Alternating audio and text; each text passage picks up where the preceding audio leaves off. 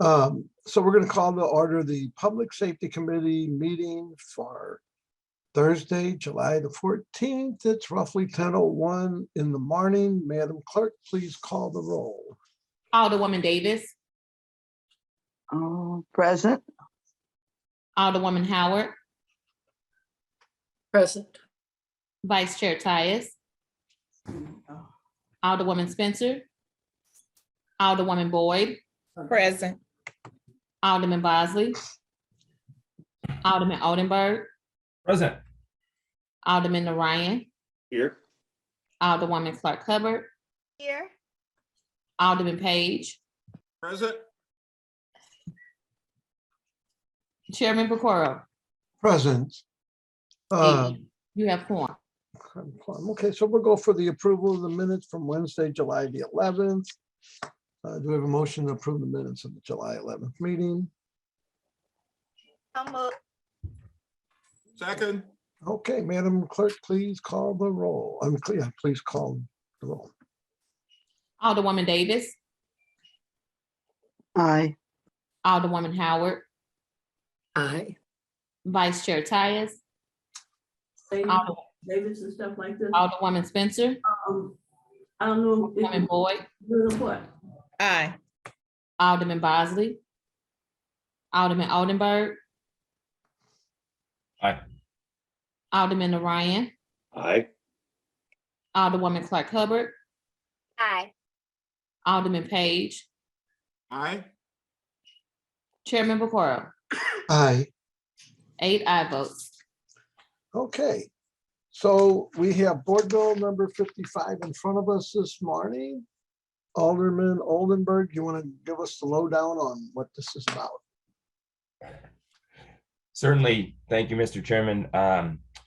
I'd like to remind the committee members that this isn't kind of anything new. Board Bill 55. In fact, it was before this Public Safety Committee, January 21st of 2021, January 8th, 2021. And the identical bill passed out unanimously. It received the full reads at the Board of Aldermen and was finally passed in February with a 19-3 vote.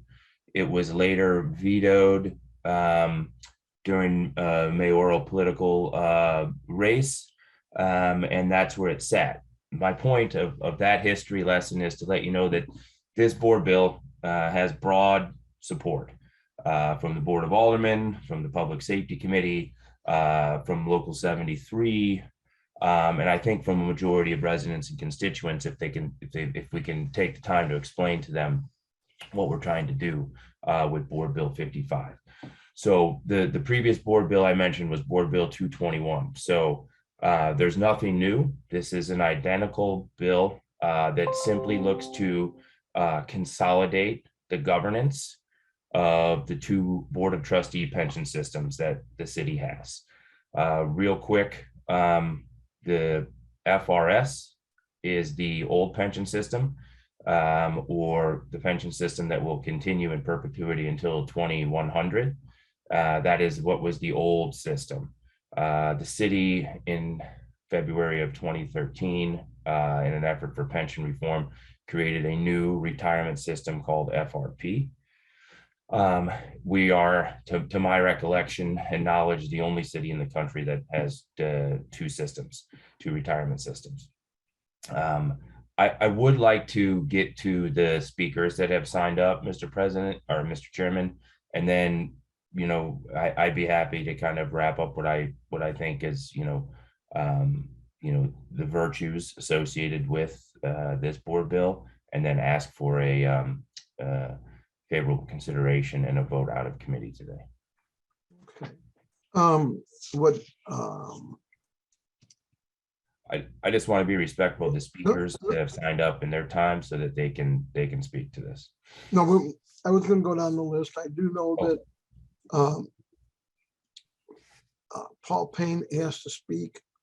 I just want to know, Paul, did you want to speak before, after, during, or just hanging out? I definitely would like to speak. I mean, I'll take your cue, Mr. Chairman. Thank you. Well, go ahead and speak, then I'm gonna go through the speaker list and then we're gonna, and that way too, the speakers may have something to say about what you say, I'm not sure, but go ahead and let's hear what you have to say, and then we're gonna go down the speaker list. Okay, good morning, Mr. Chairman and members of the committee. Appreciate the opportunity to speak today. As the sponsor had mentioned, this had been before the board before. However, when it went before committee before, I wasn't allowed to speak. So this year, I did present, I am getting the opportunity to present some materials that I'd hope that you would review in consideration, because I was looking at the history, and there's only about 5 members of the board who are currently on the board that were here in 2012 when this reform effort was passed. Proposed Board Bill 55 is not about saving administrative cost. In reality, the costs associated with the fireman's retirement system as a frozen plan should be declining over time anyway.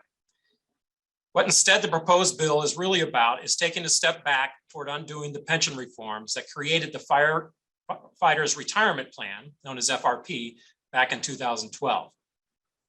For those that argue that any additional changes would require additional ordinances, keep in mind that the old FRS system didn't get broken all at once or with a single ordinance, but over a period of many years where due diligence gave way to complacency over time. It led to a system where nearly half of all retirees retired on disability, where pension system staff was paid exorbitant salaries and benefits, and the overall cost to city taxpayers ballooned to consume 1/3 of the fire department's operating budget. Pension bills are long-term propositions where the impact is not likely to be felt next year or the following year or even the year after that, but rather in 5, 10, 15, and 20 years into the future. That's why cities often get into fiscal trouble with their pension systems, where short-term political calculations outweigh the longer-term fiscal impacts. The pension reform legislation that froze the old FRS system and created the FRP provided reforms to the retirement system that were much needed and long overdue. This included putting the Board of Trustees under local control rather than Jefferson City, a provision that this bill proposes to forfeit outright. Since its beginning from scratch nearly a decade ago, the FRP, as of its latest valuation, had surpassed 140 million in assets, had exceeded 80% in funded status, and had done so at an annual cost to taxpayers at about half of what it was prior to the reform effort. The FRP board and its staff, meanwhile, have continued to serve active and retired members of the system with administrative costs at less than half of the old FRS system. There was a lot of talk these days about the need for reforms in city government. This is a reform that, through determined leadership and a lot of hard effort, actually made it on the books. Would-be reformers take note should this become an example of a successful reform effort being led down that winding path of being undone. And Mr. Chair, if I could, I did also want to call attention to an earlier memo I had sent. As I mentioned, given I did not speak at the last time this came before the board, I had sent out a memo regarding some of the key numbers related to the systems. If I could share a screen for a second, if that's possible. Yeah, that's fine. I mean, you know, certainly you can share a screen and you know, that would be fine. Let's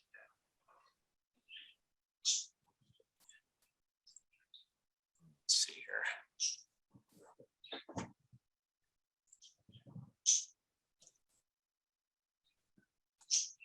This was an updated, can you all see that? No, Is it being shared? now it is. Okay.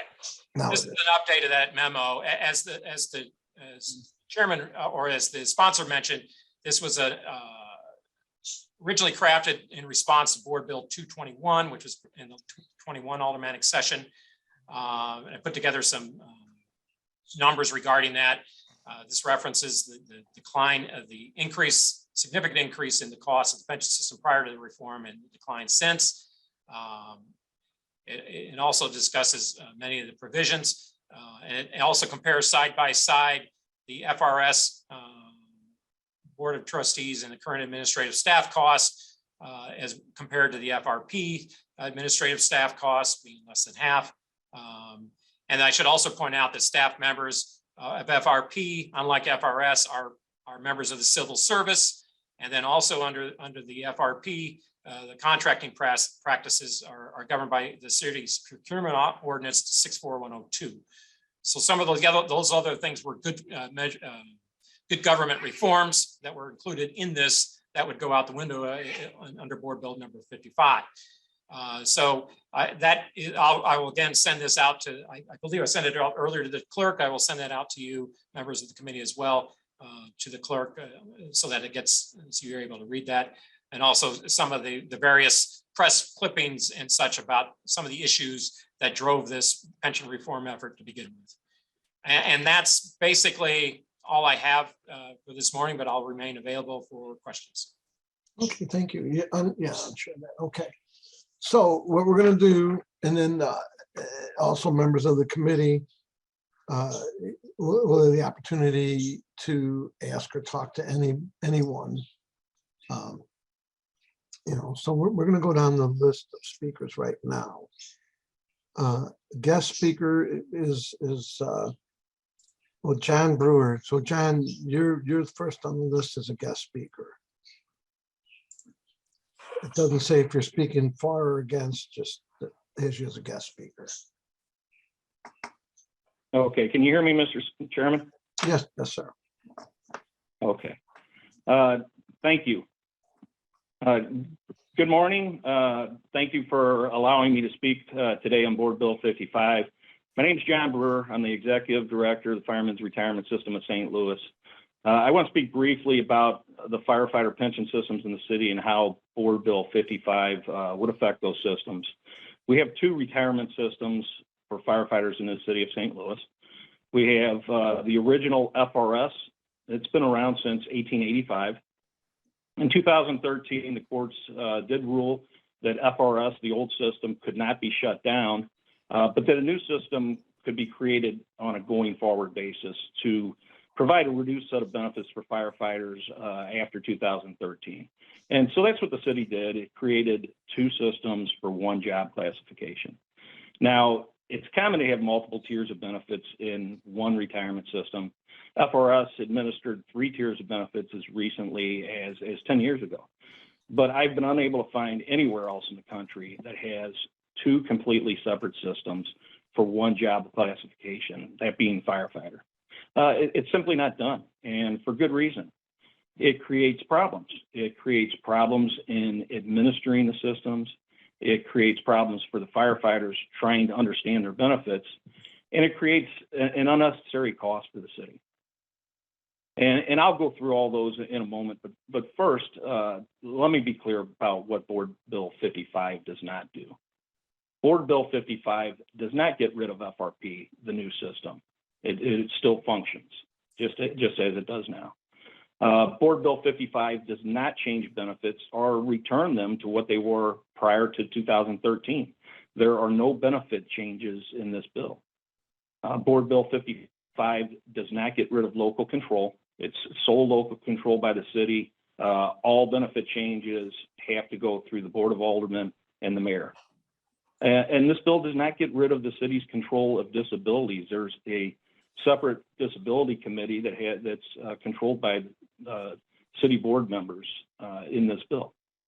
So these were all issues of concern for the city in creating the FRP, and so they've all been preserved in Board Bill 55. What Board Bill 55 does is it brings the administration of both the old FRS system and the new FRP system under one roof, one administration. You'd have one staff, you'd have one board. It streamlines services. You have one set of administrative staff instead of two. You would have one consultant instead of two. You'd have one actuary, one auditor, and so on. And that move alone saves the city over $500,000 a year. There would be additional savings by investing the assets of both systems in the same investment vehicles. And with a combined portfolio of nearly $650 million, the reduction in management fees would be significant. And when you factor that in, the savings is closer to $1 million each and every year for the city. Now, let me be clear, all assets, they'd still have to be tracked separately. The funds would not be intermingled. Both systems would have independent audits. They'd have independent valuations. But a combined portfolio would reduce the overall risk. There's many asset classes that FRP is simply not large enough to invest in right now. And that means that they're not able to properly diversify to lower their risk. That portfolio would now have access to the same investments as FRS and hence the same diversification. Likewise, as FRP winds down, as FRS winds down many years from now in the future and becomes the smaller plan, it would benefit from that same paired diversification. And that diversification means a steadier return for the systems over time, which creates a steadier contribution requirement or rate for the city. And those are all benefits for the city, but there's also benefits for the firefighters in this bill. Currently, a firefighter, when they want to retire, when they need a benefit estimate, or when they want to go into the drop, they come by the FRS first, they fill out all their paperwork, and then they have to go over to FRP and they go through the whole process again. And what the firefighter is left with is to put two parts of their total, benefit together to figure out what they have. And this creates confusion for the firefighters. We've had firefighters come back to us after the fact, or they have their investment advisor call in because they have questions. And we cannot speak to what FRP does. They can't speak to what FRS does. And so there's a problem there. This bill would allow them to retire in one place. They'd get all their benefit information in one place to get a full picture of their retirement.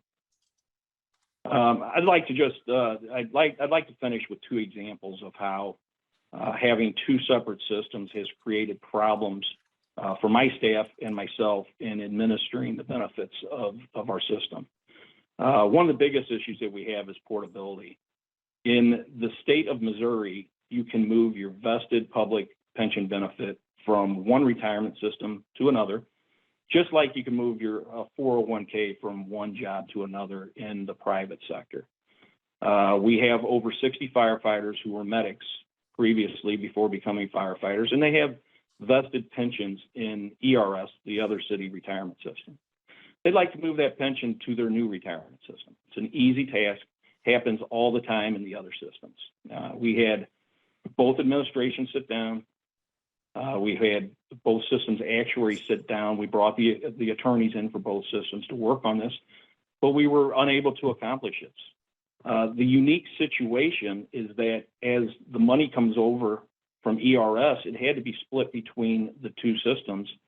And there's just no way to do that with two actuaries doing separate calculations on their own, coming up with identical numbers. Just can't happen. And everyone agreed it was no one's fault. So portability is available for everyone but firefighters. Board Bill 55 would fix this. There would be just one actuary splitting that money between the two systems. Another issue is the SHARE program. And that gives retirees and widows a small year-end bonus once they're no longer eligible for a cost of living increase. This comes from a fund in FRS that it's self-sustaining. It only spends the interest that it earns each year pays out to those individuals. The SHARE program was written into the legislation of the FRP. The city meant to continue it on into the new system.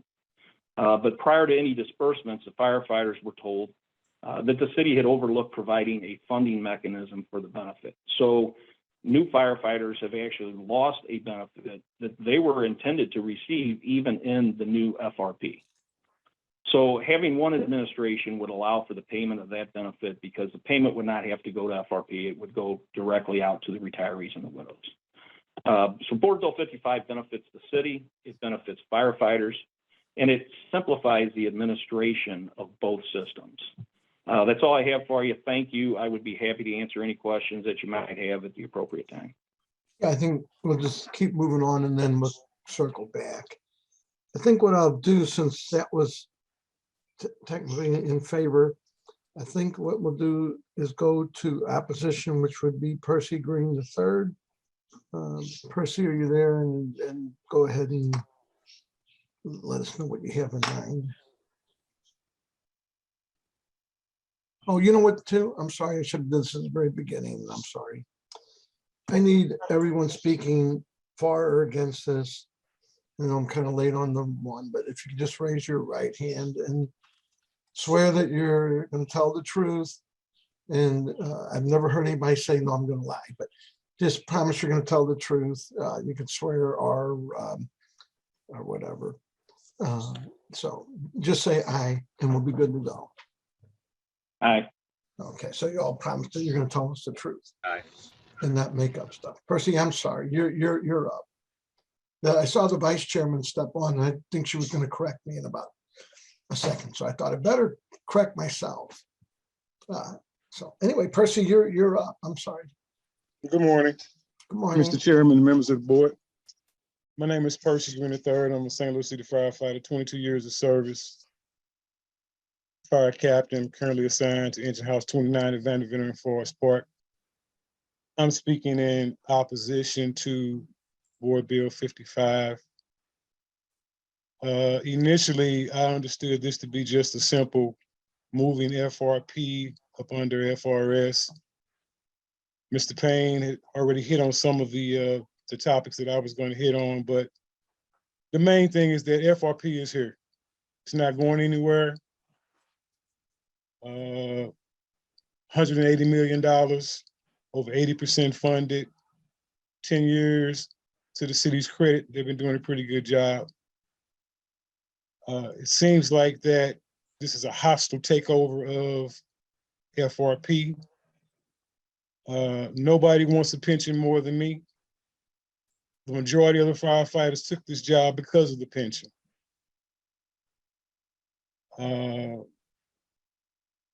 I just think that more effort, resources, and time should be put toward restoring the benefits that were taken away from us 2013 when FRP was incepted. That makes any sense. A lot of the benefits that we signed up for were taken away from us. And so the enthusiasm for all this, in my opinion, should be getting those benefits back that were wrongly taken from us back in 2013. And that's pretty much my position on it and what I wanted to say.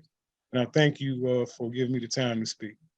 Well, Percy, just in particular, and I'm going to hold all the questions to the end anyway, which benefits were taken away? Because maybe not only myself, but other people may not be Right.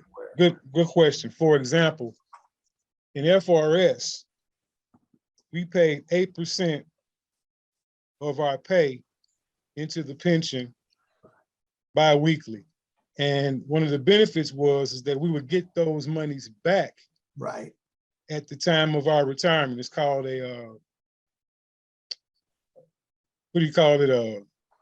Yeah, I know when you leave, they would give that back, but under the new system, they don't, right? That's correct. Okay. That's correct. One of the other things is that now in the new system, we pay 9% as opposed to 8%. And we don't get those monies back at the time of our retirement. And Also, the percentages have changed based on your time of service. Now, I believe you have to be 55 before you can even be considered for retirement. Under the old system, you did 20 years, you could go. 25 years, you could go. 30 years, you could go. 35 years, you could go. And of course, the longer you stayed, the higher the percentage of the retirement benefit. And so, as an example, those are some of the things that were taken away when FRP was started. And like I said, 20 or so years ago, that was a major reason why individuals said, hey, I'll go to the fire department because of that nice pension benefit that was there for the firefighter. I was curious, and I guess I need to know, are you in the new system or the old system? I'm in both. Oh, I'm in FRS and FRP. right, because okay. Okay, Percy, thank you. I'm gonna jump up now. We're assuming in favor would be Demetrius Al. Al, if you can go ahead and jump in there. Good morning, Mr. Chairman and members of the committee. My name is Demetrius Alfred. I am the president of Local 73, elected bargaining agent for the firefighters in the city of St. Louis. I'm speaking in favor of Board Bill 55, mainly for all the things that John Brewer mentioned. We think that combining the governance of the two systems will streamline the system and will save the city money, not only giving firefighters in the city of St. Louis the opportunity to sleep better, but knowing that the security of the system is being ran by the new governance board and their interests being looked out for. I've heard Paul Payne and John and Percy, and everybody's got a little bit of a different view. But this is going to save the city of St. Louis more money, and this is going to put the system in a governance that each firefighter that belongs to it will feel more comfortable with in order for the security of the system. And, for several things, and mainly for the things that John talked about. But we are speaking in favor of it. We ask you for a favorable pass out of the committee. Okay, I assume that you have nothing else you want to add right now, then, I guess. Thank you, Mr. Chairman. Okay, hang tight, everyone, because we might go for questions here. So I have two that are just no position either way. Jeffrey, Jeff, you're up. I don't, there you are. Okay, Jeff, you're up. Go. Jeff Wolfmeyer. I've been a St. Louis firefighter for 13 years, also assigned to the 29s on C shift. I'm for it. I don't hold any elective position in any labor organization. I'm just a member of Local 73. I'm the last class hired 13 years ago that is in both systems. It's my understanding that all the other pension systems in the city are controlled by members in the system. We're the only ones that are not. We elect our people every couple of years. We'll have to do 2 elections for 2 different organizations. It gets very confusing on who to go to for what. I was like brand new when we got hired. And they started the pension changes, and we lost all the benefits, as Percy was saying. Like, for instance, I'm one of the few people that to get the same benefits someone else has to work 35 years for, I have to do 38 years because the whole 55 retiring thing. So I basically, if you look at it, am getting punished for getting hired at a young age and putting more time into the city, unless that gets changed somewhere down the line. As far as some of the other stuff, the numbers, I only know what I've read from our pension system. Seems like it's going to save money. Why wouldn't you save money? But the big thing for me is I don't want to work 30 years and then have it come in and all get changed again once we got used to this. And having taught several classes of new firefighters in my time on the job, we are losing good quality people from the city of St. Louis because of the pension is one of the big things they're leaving for. Like, people you want around. So thanks for letting me speak. I'll answer any questions. Got nothing to hide, and speaking the truth to the best of my ability. Thank you. You're welcome. Thank you, Jeff. Ryan, you're up. Good morning, Mr. Chair and members of the committee. Thanks for allowing me to speak today. Ryan Liebman, I'm a firefighter, St. Louis City, assigned to Engine House 1. I have 8 years on the job. I am fully in FRP. So I was one of the first class that we are not split. So I don't have to deal with going to 2 different offices, but I hear a lot about it because the rest of the department kind of suffers from that. I'm not going to talk on what everyone else has talked on. It's going to streamline the system, but it's also, by combining them, it's going to strengthen the system. As John talked about, combining that portfolio makes me feel more confident in the outcome, the longevity of the entire pension system.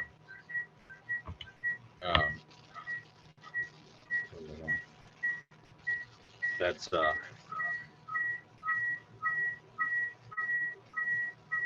sorry.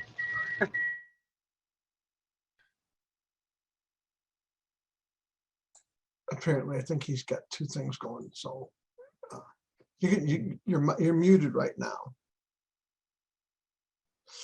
You gotta turn, Ryan, you gotta turn your mic on. There you go. Okay, sorry about that. So yeah, the other thing about the FRP board, that's what I want to talk about. The majority of that board is not in the system, and that I don't have confidence in that board because of that. Moving it back over to FRS, it would still be FRP, but I would have more confidence in a board that is actually in a system that they're managing. That's all I really, kind of where I'm at with that. I appreciate the opportunity today, and thank you. Okay. Well, thank you, Ryan. So we're gonna go down the list of members here, starting with the vice chairwoman. Any questions or observations or anything? Well, Vice Chairman Tyus, you're up first. Yes, Mr. Chairman, thank you. I would like to know how many members are in both FRP and FRS, if anybody has that number. I think I've got that, Mr. Chairman. We have, Alderwoman, there are approximately 1,381 members in FRS, plus 890 retirees. And I think approximately 300 widows are part of the FRS system. The FRP members, I think approximately around 730 members and 97 retirees, 96, 97 retirees. Okay, and no widows. I can't say with that. I don't have the widow count on FRP. Okay. But I imagine little to none.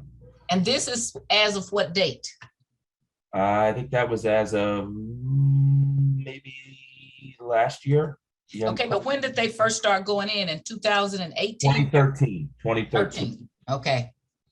So at some point, if we continue with just what we're doing, the 1381 members will continue to get smaller and smaller, the retirees. And if we don't change anything, at some point, everybody will be under the new system, right? FRP.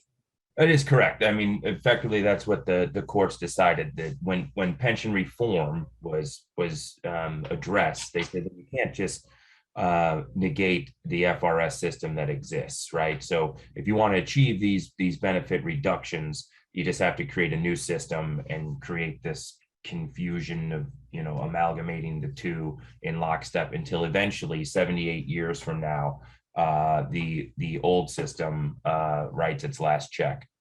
You said, is it really is that a term you used, or is it in the actual lawsuit that's 78 years? Is that how long it has to go on? Well, I think that's when the actuaries have determined, that's not in any lawsuit, but I think that's when the actuaries have determined the approximate last benefit you'd write or check you'd write. Well, they must really be looking at these firefighters are going to all live on Marketplace and live to be in their hundreds, because if it's 78 years, that's going to be a marvelous thing for all of them. If I was them, I would want to stay in that if that's what's going to happen. Okay, just because I got 78 more years to live. I know Alderwoman, I don't even know what I want to have for lunch today, so I can't even imagine what the hell is going to happen in 80 years. Well, I've gotten to live next door to two people that got to be in their hundreds, and they had more on the ball than me. So I've been very, very fortunate. My next question is, I know when we switched this over, I have a number of Black retired firefighters that live in my ward, and one of them used to sit on one of the boards. So I've sit down and talked to them. Their thing was, why didn't we straighten up the people who got done wrong? When this got switched over, there were 15, I don't know, between 10 and 15, 20 people that really got messed up in the system. Why haven't we ever tried to address that issue first of all, or do you know? Alderwoman, I can only sort of speak to that we should address some of those issues, because there were a handful of people who I think completely got wronged. And I think at the time, the conventional wisdom was, oh, well, we'll eventually get to that and fix it. And shame on us, because we really haven't. There were a good amount of people that did get squeezed in that. And look, I'm up for addressing that. I would say, I think politically there's always been a stiff arm anytime politicians or stakeholders want to come to the city and ask for any kind of a benefit increase or fix to those problems, because I think there's a stern stance from a lot of city stakeholders that this was monumental and career enhancing pension reform, and any undoing of that, we're going to throw a stiff arm in your face. Honestly, I think that's part of it. Well, I didn't get that. And in fact, Mr. Demetrius will tell you that when I came back here, I told him I would be willing to work on that when we got reelected. I wasn't with this prior bill, but that the people who had gotten done wrong, that would be a first step. Let's see what happens there. This administration has indicated they would do it. I even think that the Cruzen administration said that they did not want anybody to be caught up in that. So I don't know why we haven't tried to at least take that step to right any wrongs. I'm a person for that. If somebody got caught up in a catch-22, and I want to tell you, I don't know, I didn't come back here to 13, and I don't know when this went into effect on 13, but I think it was voted on was it voted on in 2012? Do you know? I think yes. The ordinances, there are a couple of ordinances that were voted on and passed in 12, and then of course the lawsuits ensued. Right. And then I think it was determined that February 1st, 2013 is when the new system would take effect. Right, that was right before I came back. And so in this pension system, do the firefighters pay anything into the pension system? Yeah, I believe both of them. Correct me if I'm wrong, John Brewer, but I'm pretty sure that was sort of the benefit that Mr. Green was speaking to, that in the old system, 8% of employee contribution per pay period was contributed, and in FRP now 9% is. So in the newer system, they have to pay a little bit more in per pay period. And would this board bill revert back to the 8%? No, ma'am. This board bill does not touch any of those benefit savings. This board bill, to what I think our firefighters who joined us, and I want to thank them for their service and for their time today, pointed out, is that they feel more comfortable. The firefighters who spoke in favor of this, sorry, Mr. Green, the firefighters who spoke in favor of this pointed out that they would feel more favorable with the governance change that this board bill is doing, is in that a majority of the members of FRS are firefighters. And we're putting employees in control of their own investment destiny, as opposed to city folks who may not be advantageous to investments that will help firefighters, but more around a cost control and a contribution that they'd have to make to the system. And so we had a member who had been part of this firefighter system who was, right before her election, a lot of stuff came out in the Post-Dispatch about how much money she was paid. And I think that really had a lot to do with her election. And so there are a number of people, to me, who have an indication that going back to the old system would be going back to the good old system in which people are able to get way more than anybody expected in their pension system. And so how does this bill address those concerns? Sure, Alderwoman, that it's a fair point, and I'm going to send you and the committee members. There was a settlement agreement that was reached after the lawsuits ensued that effectively spoke to that. Because I think the opponents, or rather the proponents of pension reform at that time, were pointing out that alleging that there were abuses in salary and bonuses associated with the FRS board. And in the settle agreement after the initial lawsuit, they worked out those issues, and there are now prohibitions put in place around certain bonuses and other items. I will say now that all exists is that a simple operating budget that the city is responsible for in its overall contribution anyway, that will remain static. There are 4 staff members, full-time employees at FRS. Their operating budget has remained pretty steady over the last few years, and that board has consistently provided an 8% on average, an 8% return on investment.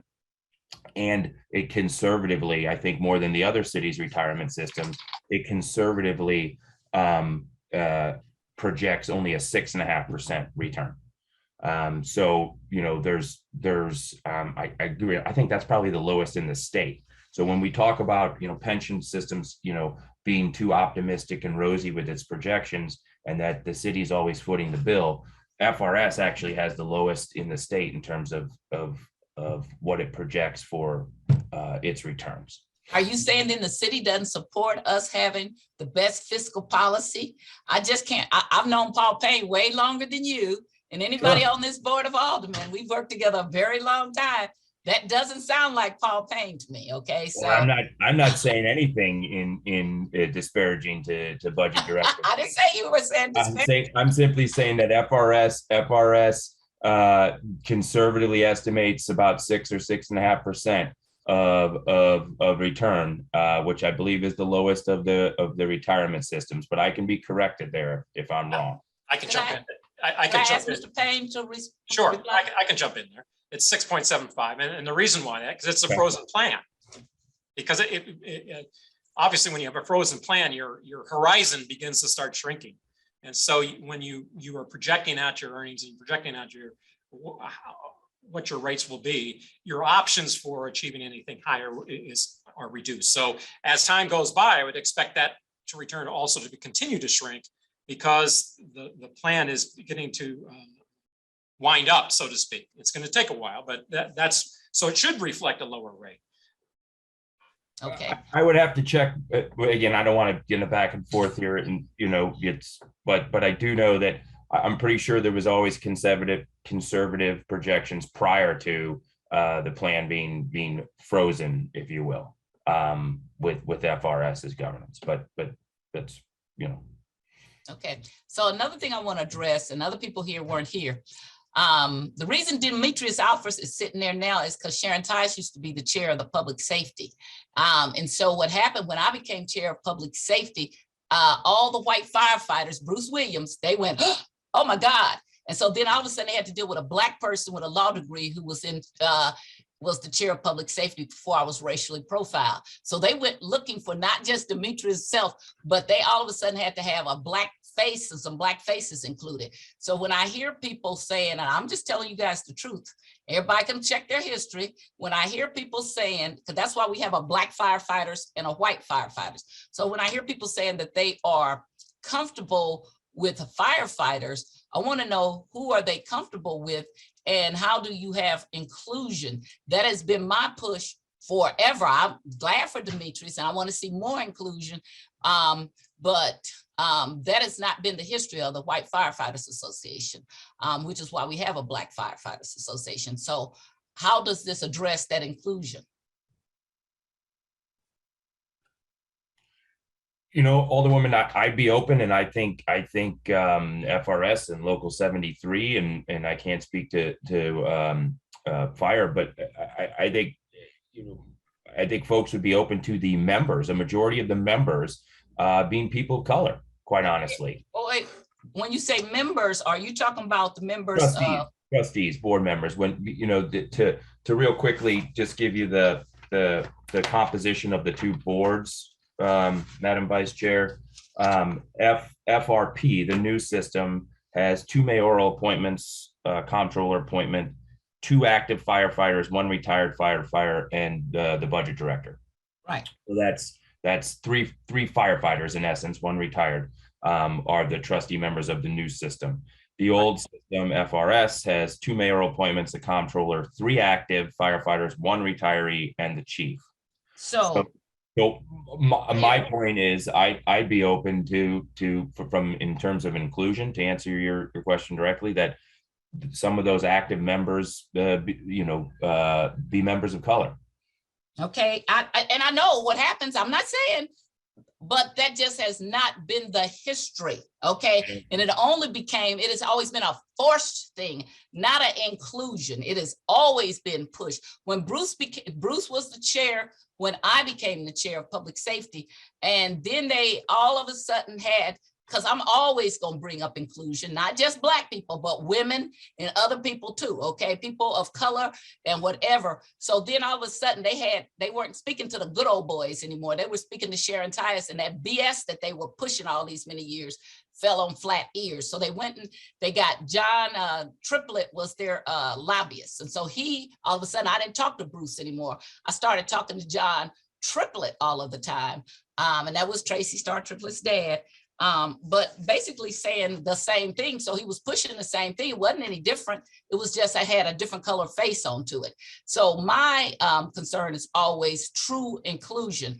And as women become firefighters and things like that, it's about making people comfortable, not just picking a person and saying, look, they're over here, making them be a full part of the body and representative. And it's going to make some of your old members uncomfortable, because they're used to a certain kind of way.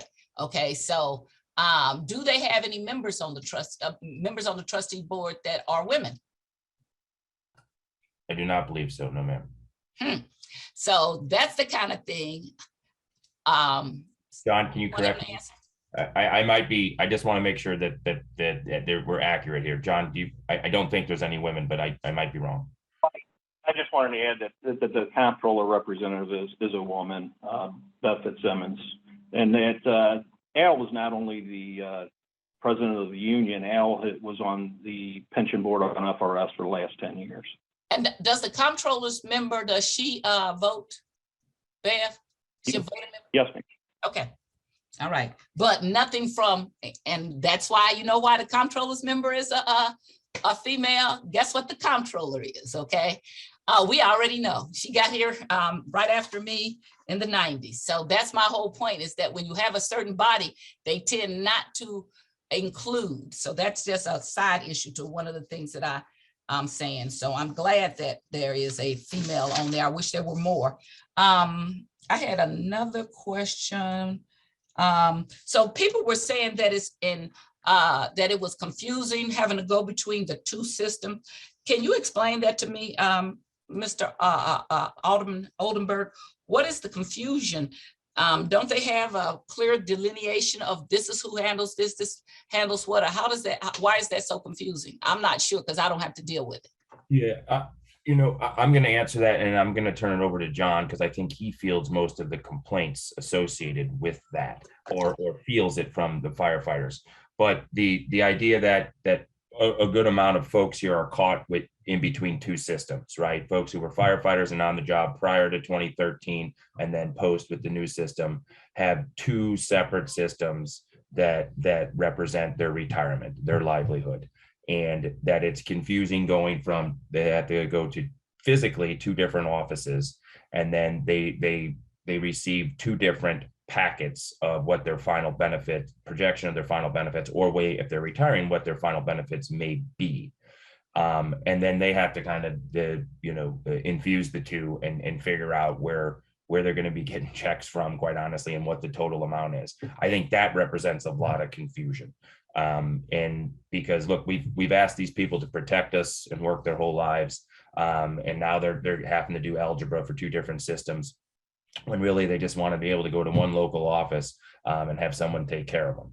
And Would get, that change if we pass your board bill? Wouldn't we still have two different systems?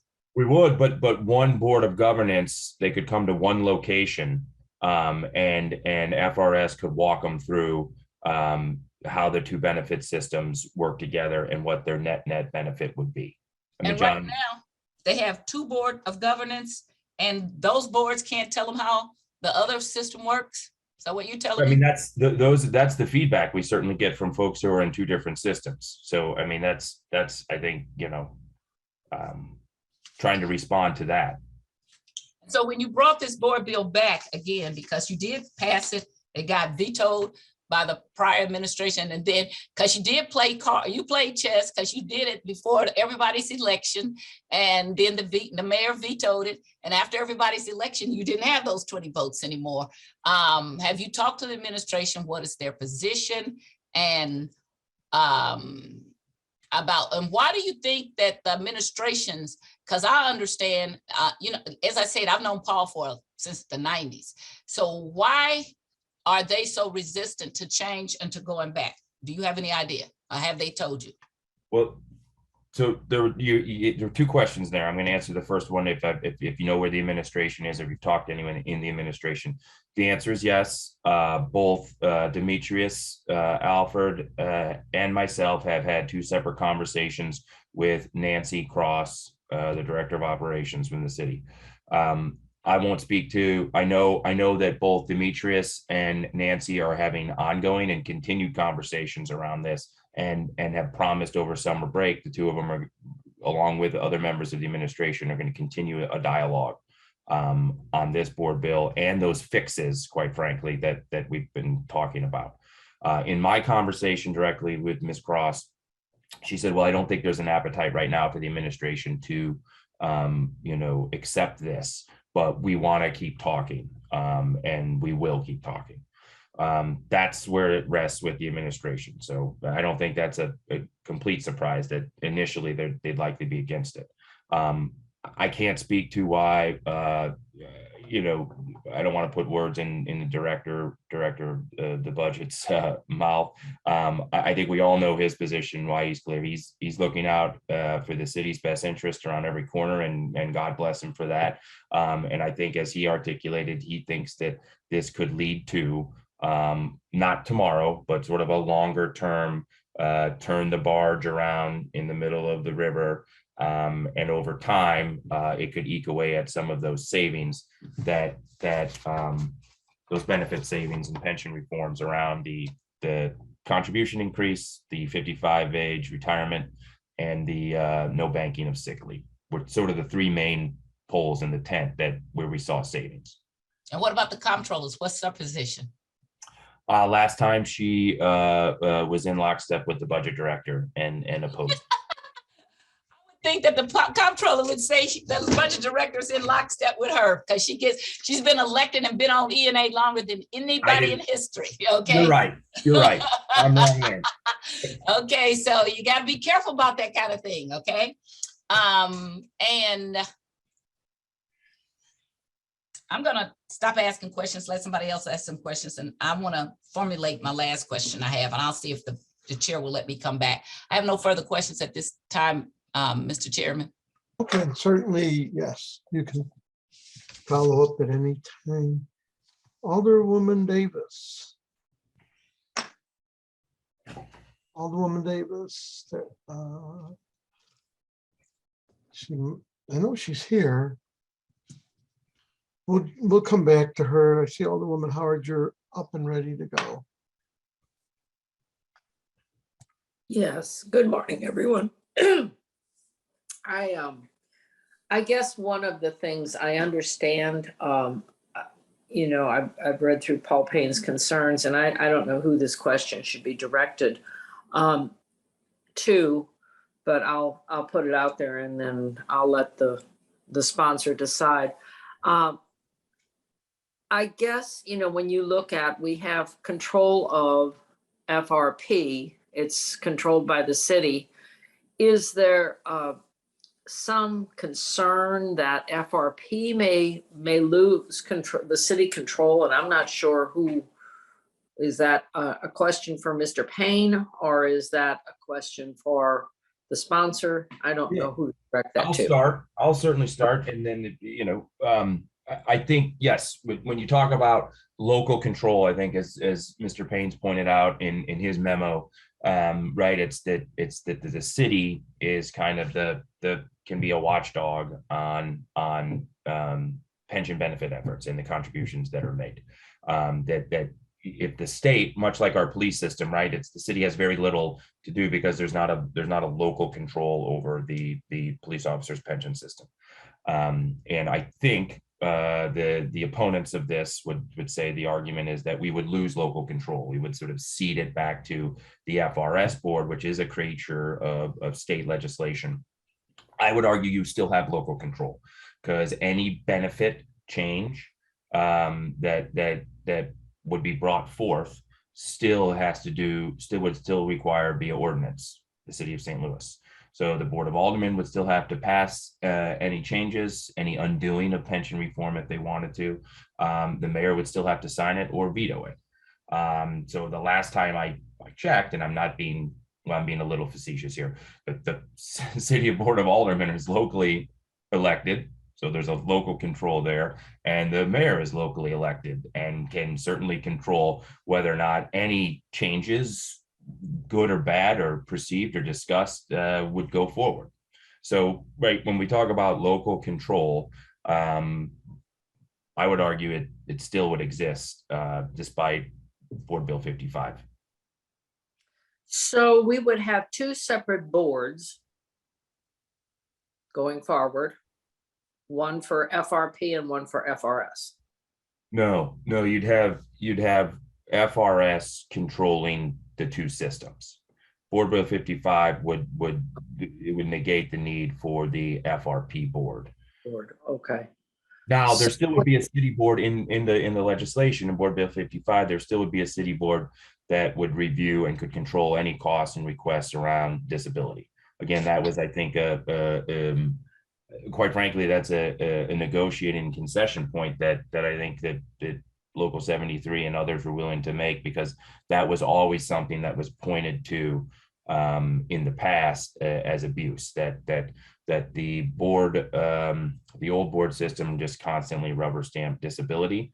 I'm paraphrasing here around the newspaper articles, and that was sort of a bad government. Recognizing that was over sensationalized in the paper and an active sort of narrative, the concessions made here to keep any of those disability decisions solely with a city majority board.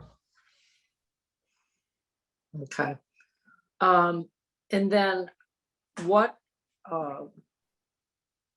measures are in order to keep the board from turning this back over into a state controlled board?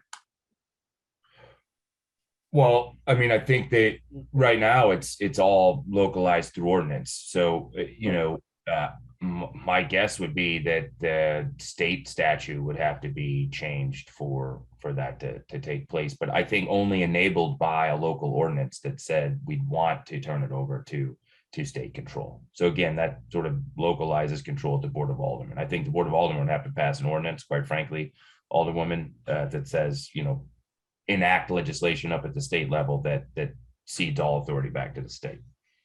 Okay, and exactly what is the cost savings that is projected for this bill? Yeah, I think that's going to depend on who you ask. Here's what I do know is that if you look at Mr. Payne's memo, he has here is the cost for operating FRS. It's around $1 million. And here is the FRP cost, around $500,000. That doesn't quite include I think the personnel director and a few other positions that weren't fully funded for the entire year, but I don't want to get into those weeds. What I do know is there is around $500,000 in that cost to run FRP.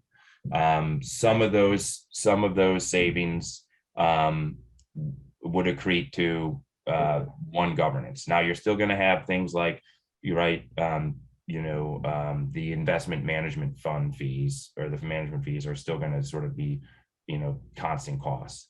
But I think it's, if you've got around $500,000 that it costs FRP, and we know FRS is $1 million is, to operate its fund is going to stay the same, you will have a net reduction of $400,000 to $500,000 in that. It's not like the $500,000 that it costs to run, or the $470,000 it costs to run FRP just transfers over to FRS. FRS is running its system for about $1 million in an operating budget, and can continue to operate under that same cost, can continue to operate FRP or manage FRP. Okay. And I guess the real benefit to our firefighters is that they won't have to run to two different systems to find out where they. That's what right. I mean, cost savings aside, I think that's always good and sexy to mention, and fiscal hawks can appreciate it, and maybe we can still argue over the math, but cost savings aside, you hit the nail on the head. This is about putting employees in charge of their own investment destiny. The other systems in the city have majority members that are part of that, right, employees and part of that system. It's only the fire department that whereby they're sort of outranked or outnumbered in terms of their members controlling their financial future. Okay, that's all I have. Thank you very much for all of you that are on the call today and for your input. Thank you, Mr. Chair, for allowing me to speak. Thank you. That's all. Alderman Davis, I see you're still here. I guess she's here, but not. So we're going to move on down the list. We'll just keep going down. Alderwoman Spencer, I don't see. So Alderwoman Pam Boyd, you're up. Thank you, Mr. Chair, and thank you firefighters for coming to the table today. And I think because this seems like it's just so muddy, and it has a lot of arms that's connected here on this whole process. And so, Paul Payne, can you kind of make it a KISS explanation? Because it's just a lot of stuff going on. It's a lot of moving parts. And I want to just get the plain piece so I can try to cipher through this.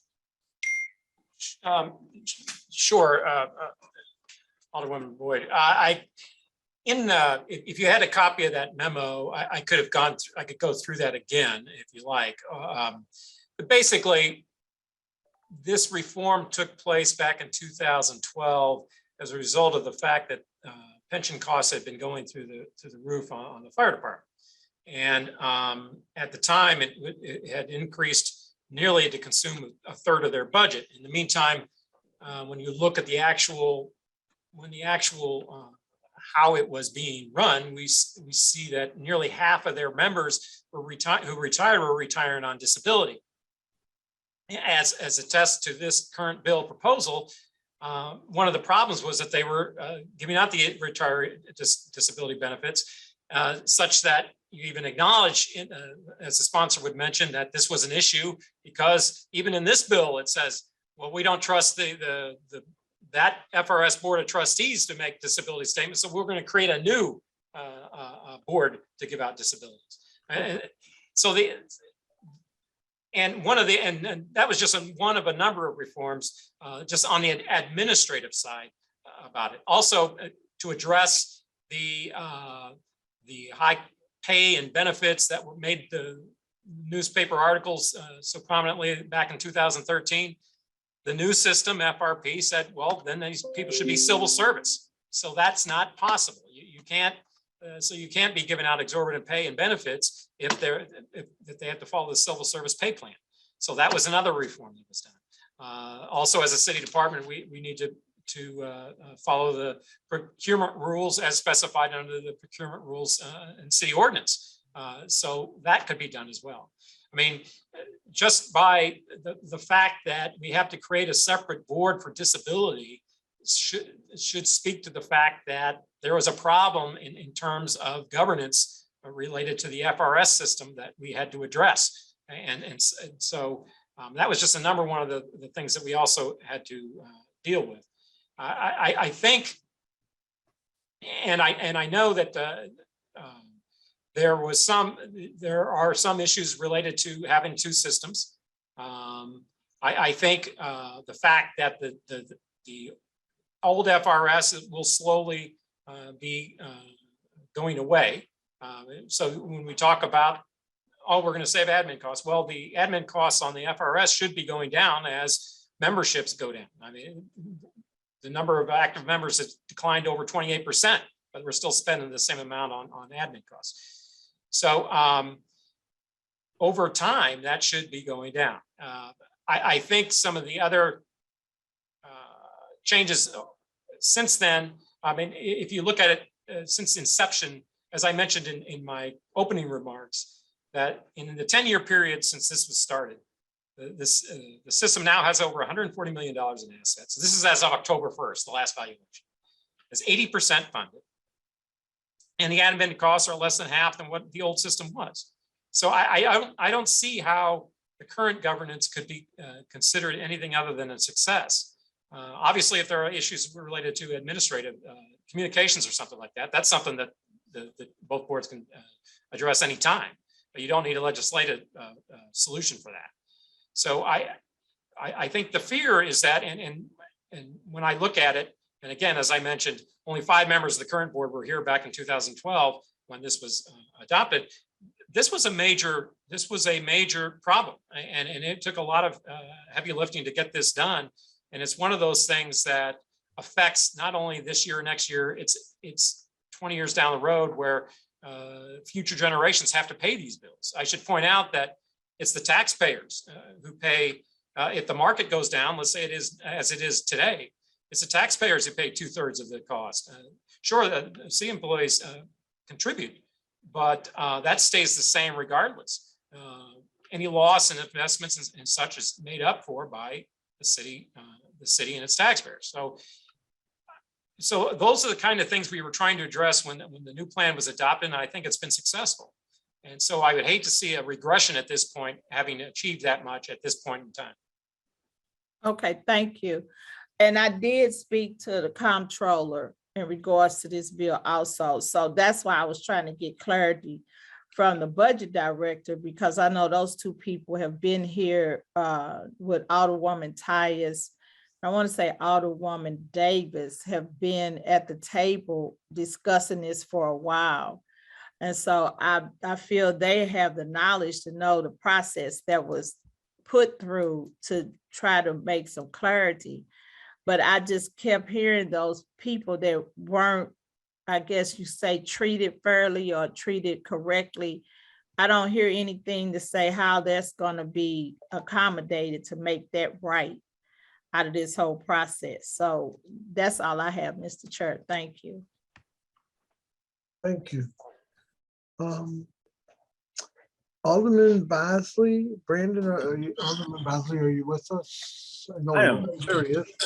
You're up.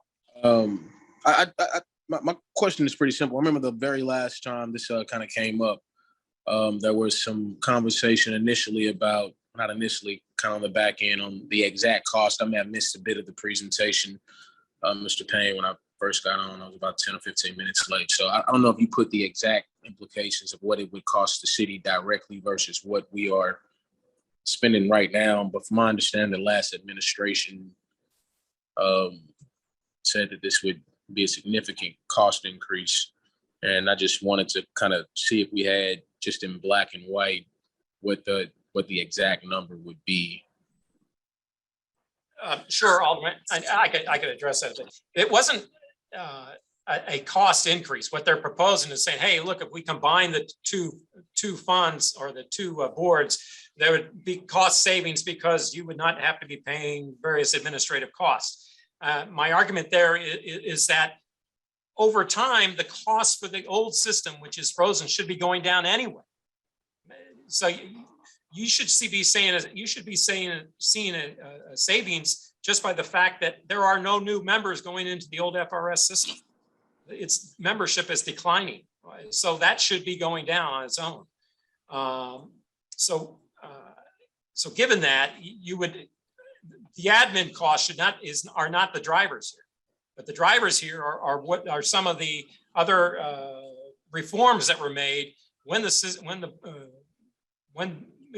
new system was passed back in 2012 that have provided savings since that time. Okay. All right. Well, I mean, so that was one of my questions there. So, this is a piece of legislation that's been here for some time. I've definitely been in support of it. In previous years, I'm definitely in support of the firefighters department and the unions. You all do a heck of a job for us. So we definitely appreciate all the work you put in. I'm still listening to everything. I do have a few more questions I may like to ask at the end, but I wanted to hit that fiscal piece, just making sure I didn't miss anything in particular. So for now, I don't have any more questions. I appreciate it. Okay, and we'll go back around after.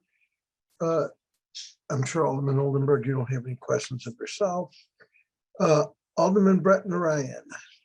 No questions. Thank you. Thanks to everyone for the presentation today. Alderwoman Shameen Clark Hubbard. Mr. Chairman, I'm looking through my notes because many of the questions that I initially had were asked by Alderwoman Tyus.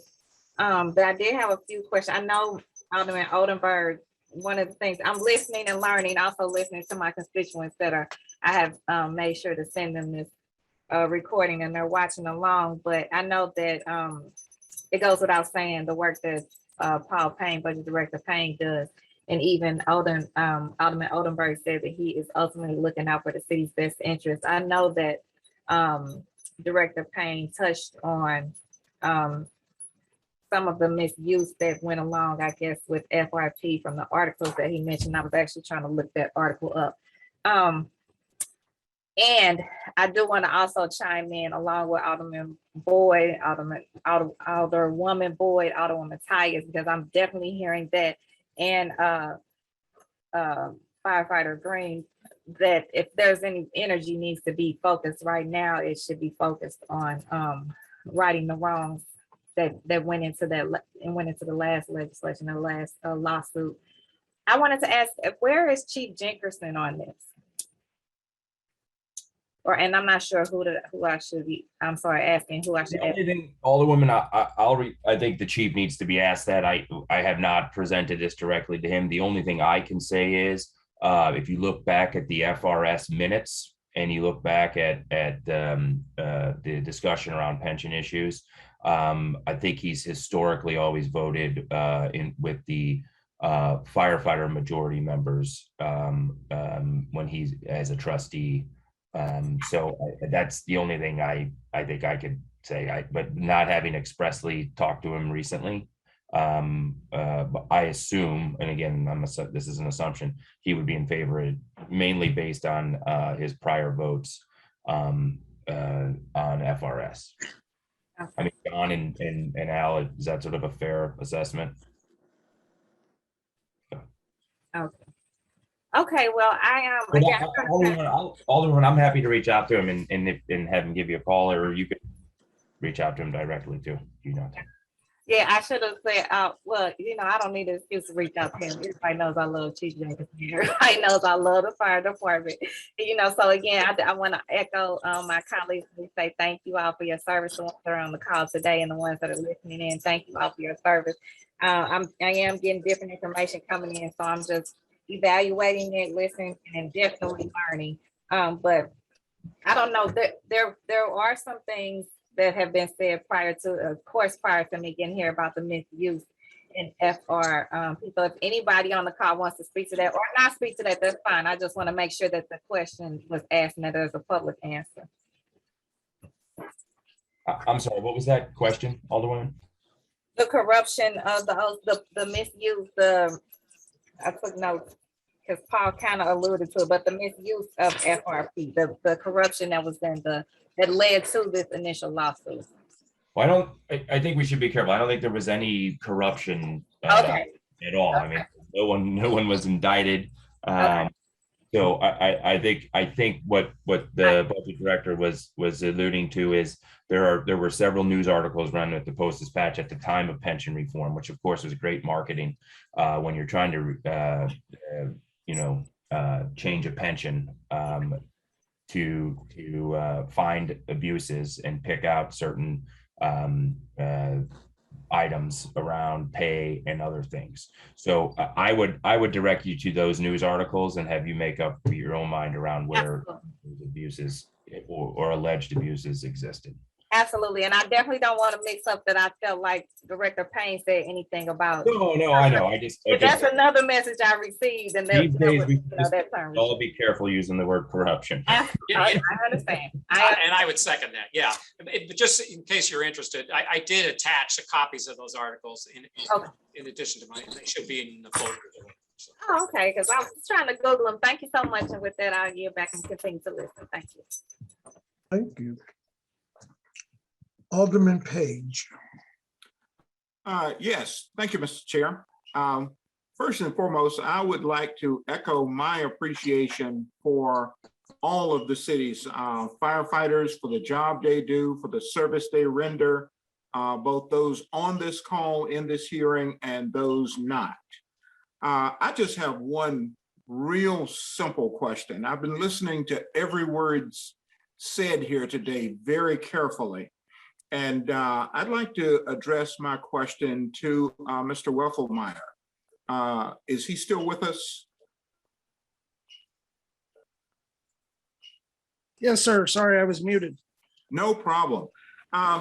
In your testimony, you alluded to the fact that, and I don't think I have it down word for word, that there's a possibility that we may be losing firefighters or not recruiting firefighters effectively, possibly based on pension, that a lot of people join the fire department for the pension. Now, I realize you came onto this with a no position, so I'm not trying to force you into a position, but I did want to ask, do you see retention of qualified firefighters or recruitment of new firefighters being helped or hurt by the decision based on this board bill? I think so. I appreciate you reaching out to me. I think we're losing good members because of not only, like Captain Green said, the benefits that were taken away, but not being in control of your own investments. So like Mr. Payne, I'm sure you do a great job and all that, but I assume that you are in the city's pension, which is controlled by the members in the pension for investments and everything moving forward.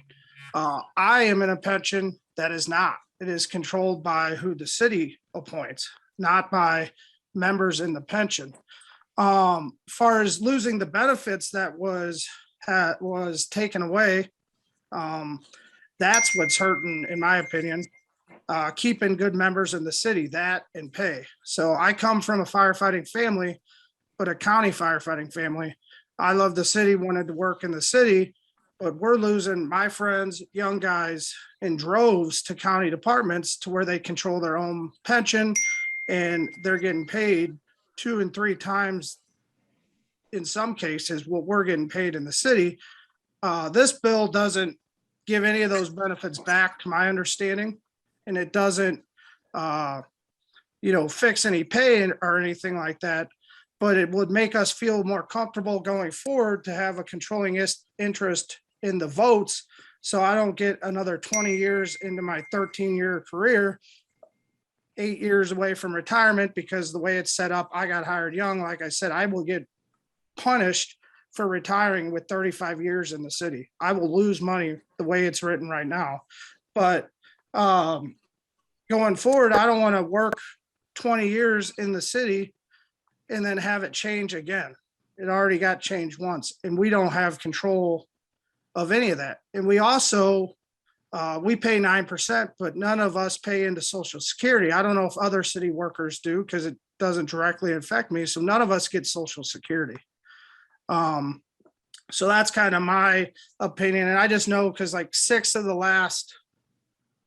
of the last 6 or 7 recruit classes I have instructed with new members, and the new guys are leaving at a pretty high rate to go to other departments that have control of their pension, and they make more money, quite frankly. Thank you so much. I think I understand your position a little better now. But what I'm hearing, and correct me if I'm wrong, whether this board bill passes and consolidates FRS and FRP, or if it remains separate, I don't see either outcome addressing your concerns. Am I correct? As far as having control of the investments within your retirement system. No, I think it would affect people's faith in the system going forward because 1, we're managing our own money for the most part. And 2, we have our members that are part of the system looking out for the best interests of everyone. Take the union and fire and everything out. This affects everyone equally. Male, women, firefighters, male firefighters, all of us are in this system. And take all that other stuff aside, for the people I talk to, we would have more confidence in our people that we elect having the controlling interest of our money. And that's what it comes down to for me and a lot of other younger guys on the job, and it would make a lot of highly trained guys that are assets to the department more comfortable in staying. This is just the first step in that, in my opinion. Thank you so much for addressing my questions, and thank you for your service. Mr. Chair, I yield back. Okay, Thank you. I'm gonna put my comments in and and then we'll go back through, but I was here when all this was going down and I voted against them going to the 2 pension systems. And my big problem at the time was it takes 20 years to be vested. So guys that were on 19 and a week away from 20 years got thrown into this 2 pension disaster. I have real problems when you hire someone and say, here's what I want you to do. You wear this uniform, you go into these fires and you do these things, and this is what we're going to do for you. And then 19 and a half years later, 19 and 3/4. So wait a minute. No, everything we promised you was a lie. So to have a distrust, to me, is there. And I agree with Percy. I think that, when someone was hired, what they were promised is what they should have. I had no problem back then saying, look, any new hires promised a different set of, you come on with, what you're promised, but how do you turn back? And this was my argument time. This is why I voted against it and fought against it last time. Just like the older people, what if tomorrow they said, oh, you know what? Your pension that you guys are paying into, no, forget it. We've decided elected officials shouldn't get a pension, so we're going to take it away. It's promises that are made that need to be kept. And that's really what this comes down to for me. Promises that were made to the firefighters. And believe me, I believe they've done their job. When I was having my heart attack, telling them I'm not having no heart attack, and they're like, shut up. And they stuck a mask on me and told my wife, where you want us to take him? And I kept saying, I'm fine. I just got, and they're like, he's not, you're going. These guys are my heroes. And, my son, who started in the city fire department, went to the county for these same exact concerns. The only thing is he's like the other gentleman said, he was here for maybe 6, 8, 9, 10 months, whatever, a year, whatever it was, and saw the writing on the wall. And then keeping these young guys when they're offered so much better things, you know. I was watching in the news yesterday, you know, and this is a little bit off subject, but I will take, since I can do it, I'll take a point of personal or whatever, but we can't get trash truck drivers in the city. We're paying a whopping, I think it's $16 or $17 an hour. You can drive a school bus, they're paying 20, that was on TV yesterday, $25 an hour with a 5 hour guarantee, whether you work an hour or an hour and a half. We're not competing. The county is offering our police, and I don't know about our fire, but I do know the police, that they will take you with your same time on if you'll come out to the county with a lot more pay. I mean, some of this stuff, you know, it's whatever, and I'm getting a little off subject. Now I'll go back to my original. I disagreed with this when they did it, and I understand the distrust. Again, if I promise someone, this is what I'm going to do, as long as you do the following things, if fire happens, you're going to put it out, you're going to run in, you're going to wear this uniform, you're going to be away from your family 24 hours. You're not, you know, you're going to follow these rules. And for these rules, this is what I'm going to pay you. And this is what your benefits are. And this is what it's going to be. And then 19 some odd years into this, we said, no. So I get the distrust.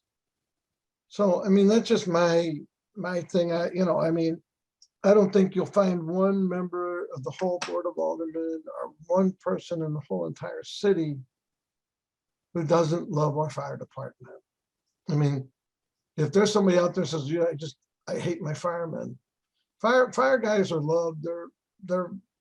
They always are out there doing good things, and you know, we like our firefighters. But to me, this is more of a, you know, I fought against it and lost, but I fought against it when this all went down. So I'm going to actually mute myself to a point. I'm going to go to Alderwoman Davis, who hasn't spoken yet, and then I'm going to go down the list, starting with the vice chair. Alderwoman Davis. Thank you, Mr. Chair. Would the alderperson from the 16th ward yield for questions? Yes. Oh, I was going to say, Alderman, will you yield? That's fine. Sorry, Mr. Chairman. Yes, I will. Okay, so Alderman, I need us to have a conversation about the issues that have been brought forth, because most of this conversation has not been directed towards the bill. We've been talking about other things, other issues. And so I want to talk about the bill. I want to ask you, in the merger that is suggested for the sake of having one system and the belief that there's a savings, takes away the legality of what was decided in court. Is that understood?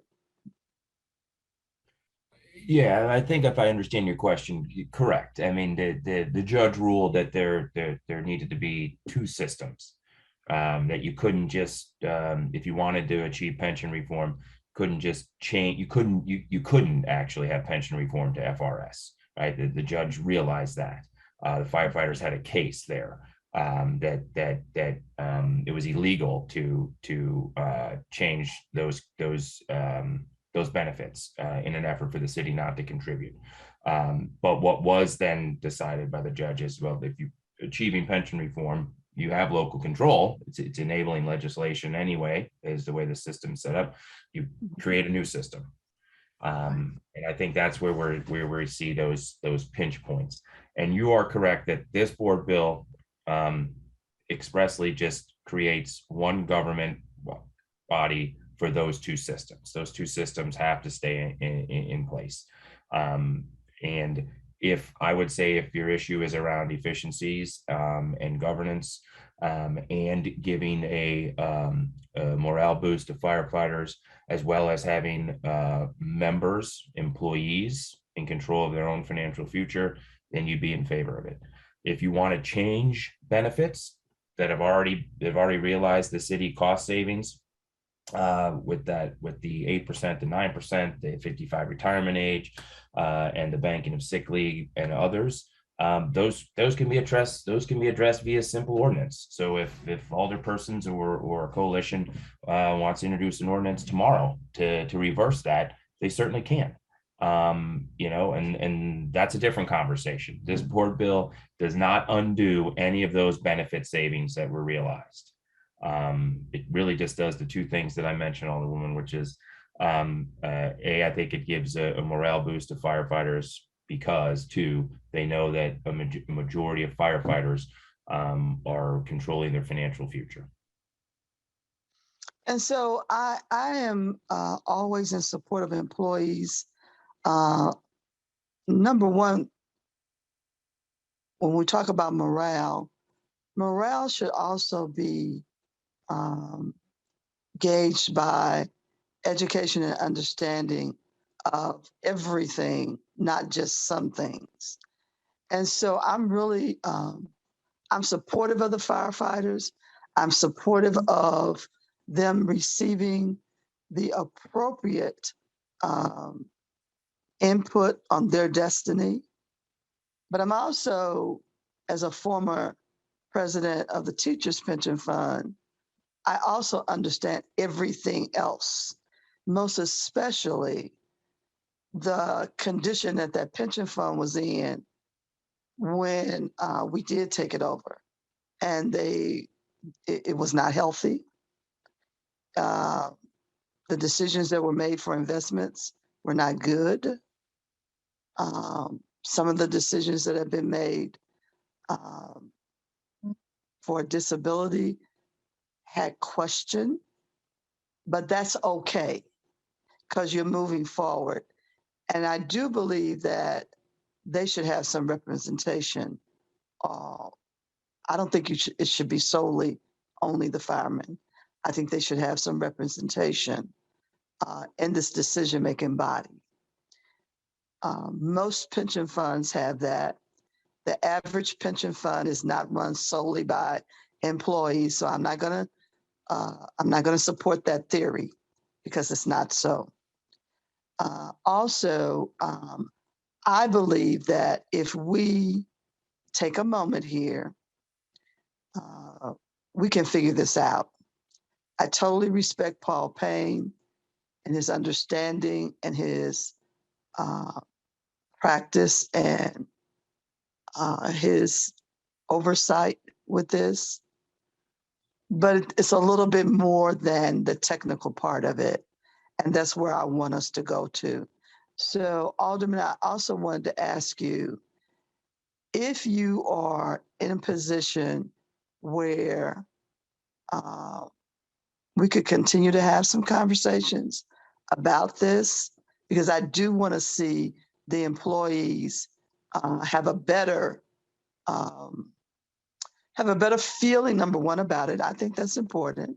But I also want them to have a better understanding, because you see, you can run more than one system within a pension fund that identifies and benefits more than one group, more than one type of benefit payment.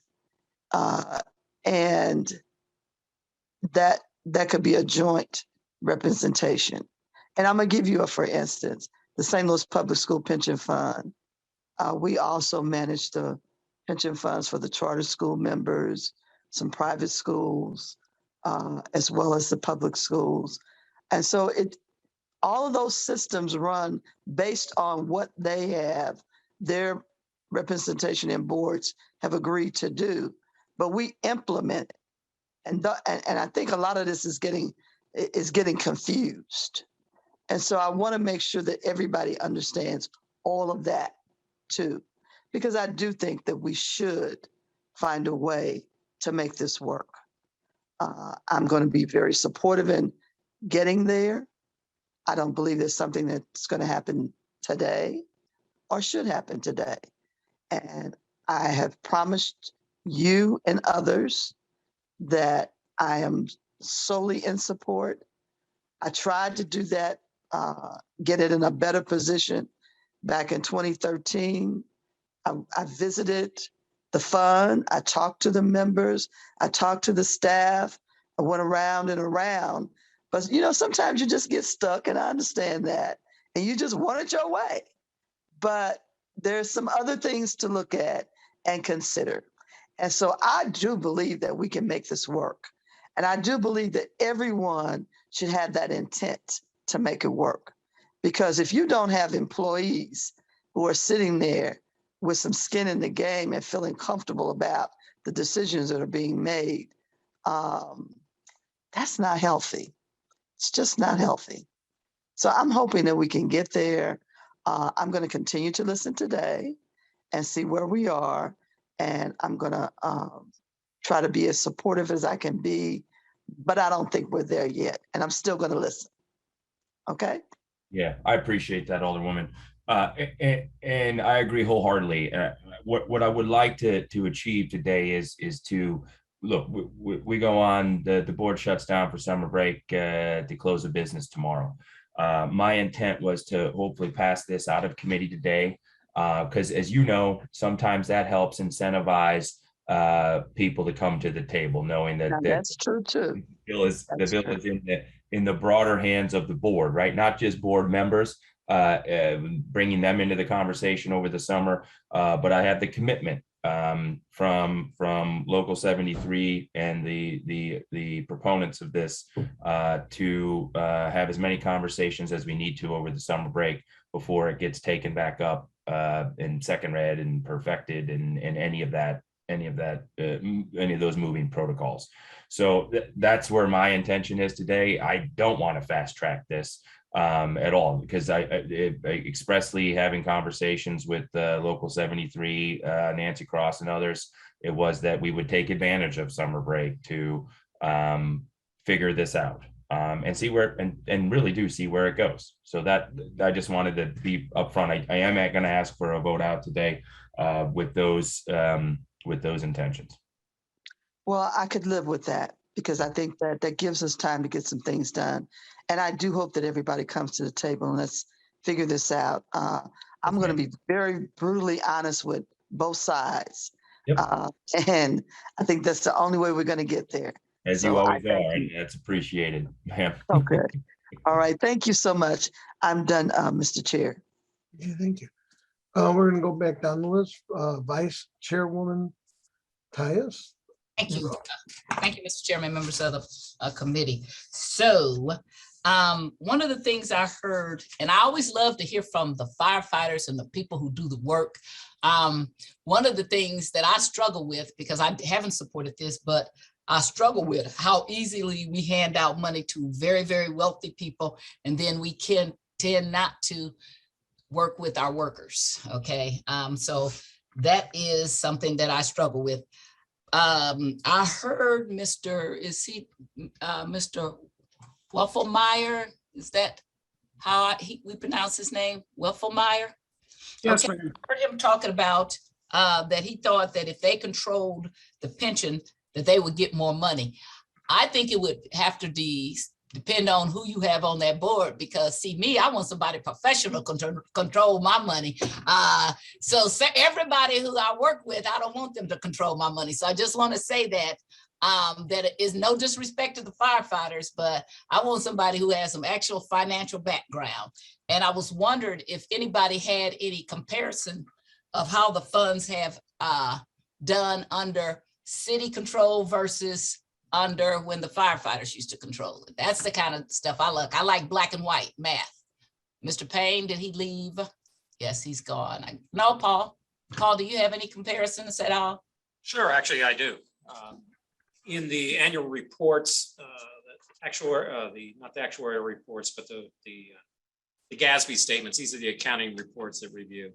I can give you 2021, this is what's called a weighted average return on investments, and it says unaudited, but those are required reporting, so both systems would have that.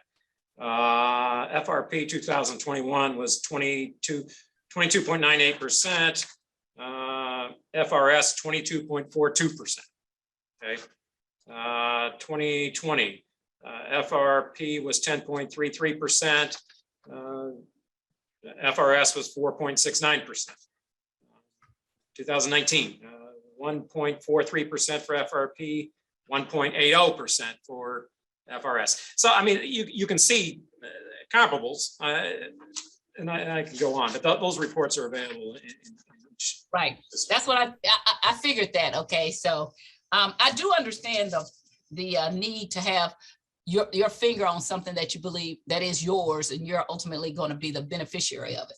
I want to address what he's. Alderwoman, if I could interject, I do know that the executive director of FRS could probably speak to FRS's returns if you wanted to hear those specifically as well. It's an audited public information. I know you asked the budget director, but I think he could also address FRS's returns over the last few years if you wanted to hear those. If go ahead. John. Yes, thank you. I think you have to look further than just the returns of the system at the end of the year. If you look what we're invested in, obviously we're an older system.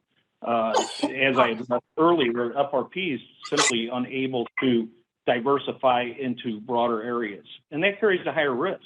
So they're heavily into equities right now. The last few years, equities have done fantastic. So yes, they have had better returns in the last 3 years.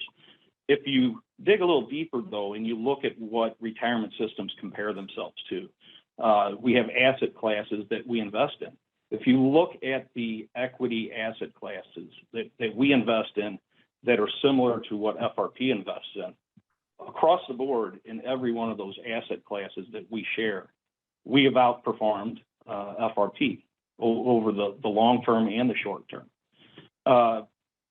So, I mean, I think you have to do a little further dig to really do an accurate comparison. And likewise, we compare ourselves to other systems. We compare ourselves to an index in each of those asset classes.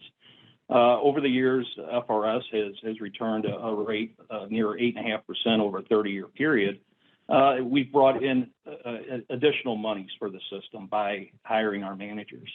The FRP, over their shorter existence, continuously in comparison to the index, they underperform the index. Those are numbers straight from their consultants, and I can provide you with the data on that. And I think you have to look at that broader example. Of course, being highly funded into equities, you're going to do better in a broad equity performance market, which we've had. But as you know, when markets decline, that's when the city is on the hook for a higher contribution rate. And when the markets go down, those equities will go down further than that diversified fund. That's what I'd like to add. Okay. I would like to see what you have, and you can send them to either our clerk or our chairman or whatever, or directly to us, whichever one the sponsor wants to happen. What I was going to go on and say is that the other problems that Mr. Weffelmeyer addressed about pay and pay equity, that's been one of my things that I've been pushing. The actual, I saw you guys with the cost, the analysis of what people made. I see you got a hold of that. I actually asked for that when I was the chair of public employees, and then had to fight to get it released. So that has been one of my big things, is that I want you all to get, I want not just you, because I got in trouble. I sponsored the $6,000 that the firemen and the police got. That was my board bill. And a lot of the employees got on my case and said, well, what about us? And they were exactly right. I want employees to make what they are supposed to make. I want them to be able to live a working middle-class life, and that we pay them so that they don't have to go out and have secondary and third jobs and things like that. So that is something I always have supported for 30 years, pay increases, give people more money. If we could put more money into, not if, we should put more money so that there's some kind of equity, so that we're not losing people because of pay. Also, like I said before, I think that we should have come back immediately in April, and the people who were treated wrongly, that should have immediately been done. Separated that out, cleaned it up, then look at what we're talking about doing now. I think that you're keeping all of this in here. That's confusing things, because if you clean it up, that gives you less of a reason of why you should change it the way you want to. So for me, clean it up, then come back. I'm not that person. Let's make this big bill. No, let's address exactly the amount of people who got treated wrong. I don't think that you'll find very few, if any, people that will want anybody to have gotten wrong. If you were there for 18 years and whatever, and then you got caught up in that, put that back. Okay. I am one of the people, since I was racially profiled at this Board of Aldermen, I talk to them about my seniority all the time, because I'm the most senior alder person, and yet I don't have that seniority. This board created that. So I'm always talking about fix that. That was cheating. I don't like to cheat people. Okay. So I don't want your firefighters to be cheated. And then let's look at it after we fix it and everybody has what they need. Then let's see what else we're talking about. I wanted to know, I see in the board bill, it says that the trustees will take an oath of office before the clerk of the circuit court of the city and not the registrars. And I just wanted to know if the sponsor could tell me why it's the clerk of the court instead of the registrar, if you knew. I think that's boilerplate language for all the trustees, Alderwoman. I'm not sure where that derives from. It could be, okay, right. Okay, and then, so the other question I had is that on page 13 of 17, it says, line 15, nothing in the plan shall allow for amendment to chapter 4.18 Fireman's Retirement System to be effective without a prior amendment in chapter 87 of the revised state statutes of Missouri containing the same language. Could you explain that language to me, if you could?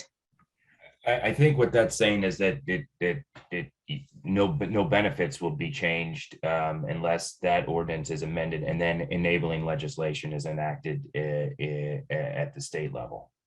Okay, and is that for the stuff that's in here, or for anything new that may not be in here? I think both, right? So we know that if Board Bill 55 passes, it will require enabling legislation up in Jefferson City. And if Board Bill 55 is amended, or any of those other ordinances that addressed pension reform are amended, they also would require enabling legislation up in Jefferson City. So I don't understand why we wouldn't have done the enabling legislation first. Did I have that right, John? That's it. I wanted to see. Yeah. Yeah, so in order for FRS to be able to administer the FRP, FRS would need to change its language up at the state. But however, FRP, the legislation that runs FRP, would not be able to be changed at the state level, would solely need city approval for any changes, Board of Aldermen and Mayor. Got it. So again, my question is, why wouldn't we have done enabling legislation first? Well, I mean, I think the general wisdom is that the state will say, city, you sort out what deal is, and we will approve it. I have a hard time believing that even as temperamental as the state legislature is, if when it comes to firefighters and public employees, our wisdom is that if we can sort out a transaction or a deal here locally, they would support it similar. So I beg to differ. Okay. Been here a lot longer. So, I can even tell you some more recent things. The firefighters beat it every time we don't do what they want. The firefighters and the police beat it right up to Jefferson City to override what we're saying. As recently as the Cruzen administration took the director of public safety, who was my constituent, along with the police chief, who was my constituent, and the mayor went up there because we did not want the police to move out of the city of St. Louis. They beat it right up and met with the people and met with the governor and tried to override us, and did in fact. But of course, the people in the city of St. Louis said, but we want them to stay here. So they have been meddling in our affairs for 30 years. So they do it all the time. And when that's how the firefighters have this legislation that says whatever the police get, that they also get, because they go up to the state all the time. So this is very interesting to me that at this point, they did not go to the state first. Well, But it that's sounds like normally they're what they do. evolving. Sounds like they're evolving, and they want us to have it sorted out at the local level, and not run up to the state and do an end around. I mean, I think that's kind of this is an extension to your argument, Alderwoman, quite honestly. I mean, You're such starting a with- statesman, Alderman Oldenburg. I'm not even gonna call it something else. I might say if we were in private, but I'll say statesman, okay?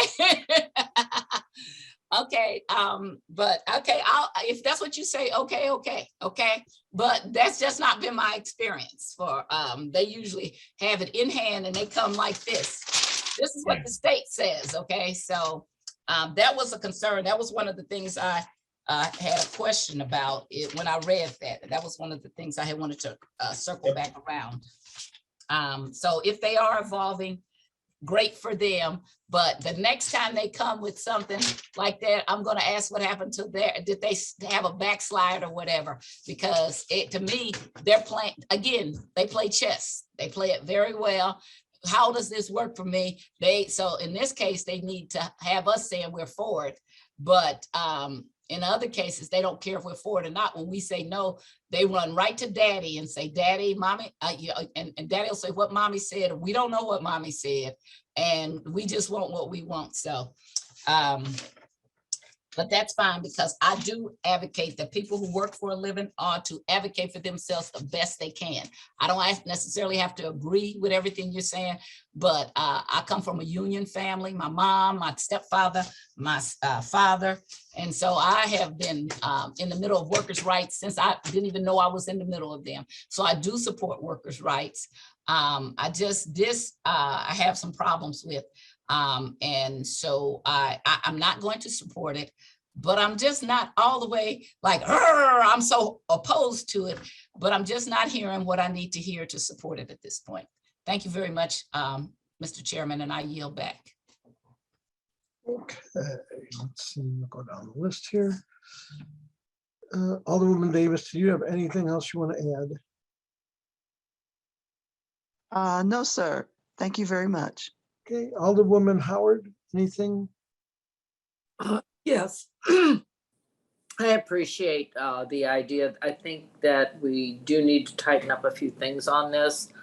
As I am a co-sponsor, and as the Alderwoman from the 19th said, I think we can work through these, and I'd like to see that, you know, this comes together with the administration, and I think that you may be able to push, hopefully over the break, we'll get some continuity and some togetherness on this, and iron out the rough spots so that we can make sure that those that lost in the farmer deal can be made whole, and that we can have some assurances that we won't wind back to square one.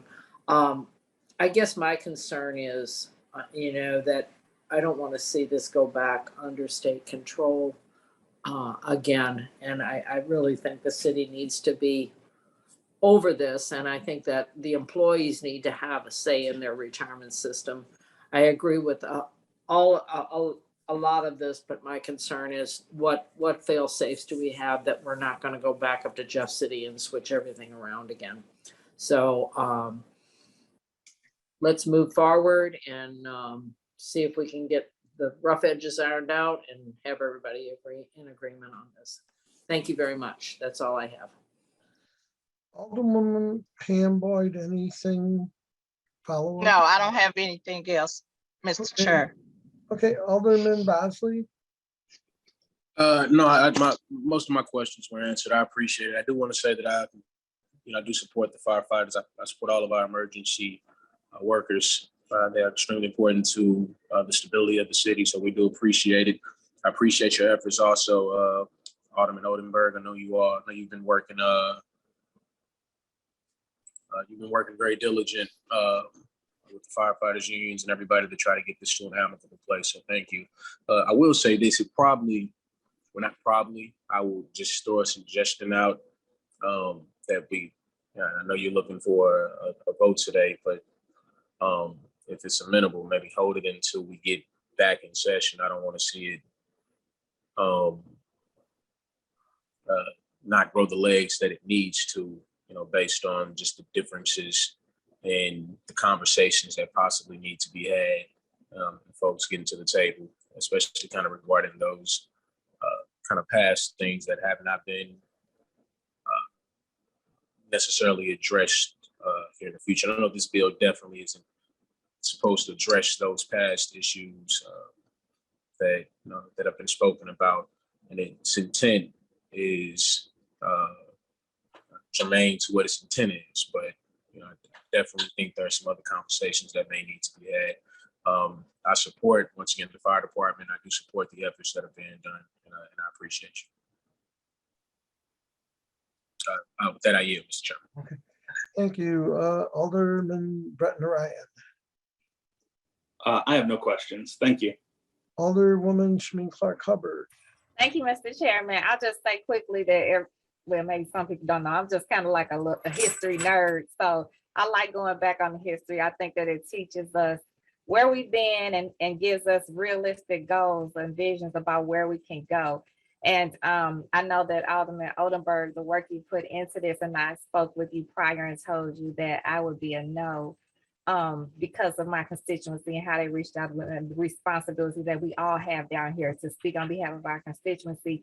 But hearing you say that you want to use the time to work on this, to me rings bells, because I know we've all asked each other to do that down here. You good faith efforts to come together. I do want to again retract what I said about the comment I made about corruption. That was me reading comments and reading notes that I had taken and meshing them together. People have true, honest feelings. Yeah. People have true, honest feelings and true, honest experiences with this that they deserve to be able to get the word, to be able to reflect on. So with that being said, if you do, I didn't know that you were going to call for a vote today, but if you do call for a vote today in honor and respect of the good faith effort, I will be a present now instead of a no. And thank you again to your leadership and to the leadership of the fire department and to everybody that's engaged in getting this right. One way or the other, getting this right and moving it forward. Thank you. Is that all? Then we'll move to Alderman Page. Thank you, Mr. Chair. Would the Alderman from the 16th yield for a simple question? Alderman will 16th will yield for a simple question. I will. It's a simple one though. That's got to be simple. No, it's going to be super simple. Alderman from the 16th, would you consider not putting Board Bill 55 to a vote today? Go right to the bottom line. Would I consider it? Yes, Alderman. Practically, though, I do plan to call for a vote, simply because I know we have the time during summer break to bring all the discussion points that were in this committee and that others might have to the table. I'd like to think that my word is still good down here at the Board of Aldermen, and that, over the summer, if we feel like we're not in a spot to get this second read perfected, we can place it on the informal calendar and continue the discussions. I mean, this is a long haul conversation. This is I understand that this puts people in, different mindsets. So that's where I am today, sir. Thank you, and I certainly respect that answer. With that answer to that simple question, Mr. Chair, I yield back. So it's my turn. A couple things. One, I agree. You're not going to try to suspend the rules to perfect it tomorrow. So, and you always have the option, if we pass it out today, to actually send it back to committee if you choose, or put it on the informal calendar. Quick question for Paul Payne. Paul, one of my questions I probably meant to ask earlier, with the stock market doing as horrible as it is and all that, overall, the pension systems are going to get touched pretty bad this time. not just the firefighters, but all the pension systems. How bad does it look? I mean, we have to put this money in there. And with the city, I know we get a 3-year smoothing and all that good stuff, but how bad does it look? Well, I don't have the numbers in front of me, but yeah, I think all the systems are going to be taking a hit this year so far. And so I would expect, and you're correct, there is smoothing each year. You know, FRP, FRS, or FRP, PRS, and ERS are 5 years. FRS is 3 years. So it would be smooth, but yeah, I would expect the contributions to be going up in FY24 because the plan year, all the plan years end on September 30th. The following year, the actuarial calculation is based on those values in January, and we'll receive those requests for the subsequent fiscal year, which would be fiscal 24 next year. I think, and I'll ask the chairwoman of Ways and Means now to I think it's a discussion we need to have. Just as an FYI, I know it's going to be a bad thing. And what's reminding me when this all came about and this whole pension stuff came about, the stock market was in a terrible fix and we were paying big pension costs in and all that. And it was kind of interesting time that had nothing to do with the firefighters, just the way it is. Anyway, Alderman from the 16th, you are recognized to move forward or not, or whatever you'd like, whatever your pleasure is, sir. Thank you, Mr. Chairman. I appreciate the discussion today, and you know, that's the only way we can move forward is if everyone's rowing in the same direction, or at least civil enough to entertain the debate that I think we had in this committee, and that I'd like to grow over the summer break. That discussion, grow the discussion for sure. So I would, Mr. Chairman, though, like to move that we pass Board Bill 55 out with a do pass recommendation from the Public Safety Committee today. Second. We have a motion and a second. Madam Clerk, will you please call the roll? Alderwoman Davis, Aye. Alderwoman Howard, Aye. Vice Chair Tyus, No. Alderwoman Spencer, Alderwoman Boyd,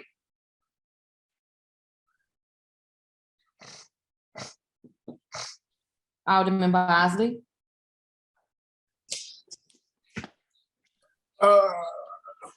Present. Alderman Oldenburg, Aye. Alderman Orion, Aye.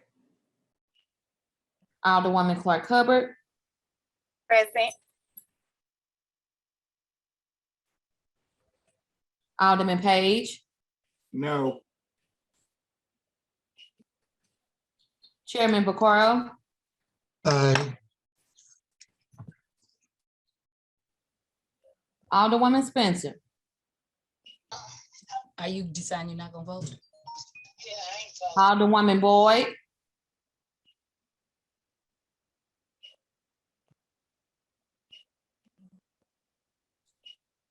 five aye votes, 2 no votes, and 2 voted present. By your vote, you have sustained the motion of the Alderman 16th. So we will be passing Board Bill 55 out with a do pass recommendation to the full Board of Aldermen to be second read tomorrow. And I do know the sponsor said he's not going to move to try to suspend the rules to perfect it. So it'll just kind of be second read tomorrow, and that's where it'll just kind of sit there till the end of summer. So anything else for the good of the organization? Does anybody want a motion that we go home? Well, actually go to the next meeting that starts at 1 o'clock. So moved. Second. All in favor of adjourning? Aye. Very good. Okay, by Aye. motion, we will adjourn. And I will see everybody on, whoever's on the parks, I'll see you at the next meeting. Thank you. Thank you.